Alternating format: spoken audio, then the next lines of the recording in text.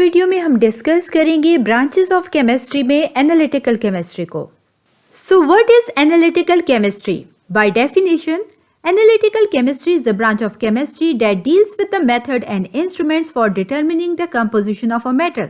यानी analytical chemistry एक ऐसी ब्रांच है केमिस्ट्री की जिसमें हम डील करते हैं उन मेथड्स और इंस्ट्रूमेंट से जिसके जरिए हम मैटर की कंपोजिशन को फाइंड आउट कर सकते हैं।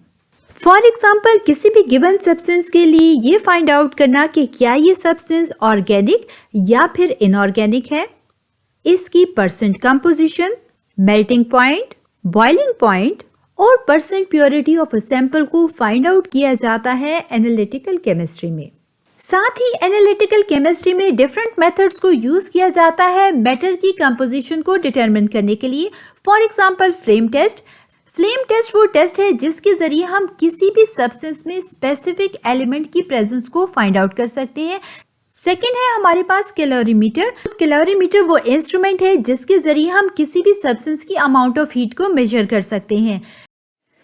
चैनल पर अपलोड होने वाली हर न्यू वीडियो की अपडेट के लिए डिजिटल केमिस्ट्री यूट्यूब चैनल को जरूर सब्सक्राइब कीजिएगा और जी हाँ, बेल आइकन को हिट करना बिल्कुल मत भूलिएगा ताकि टाइमली आपको हर वीडियो की अपडेट मिलती रहे।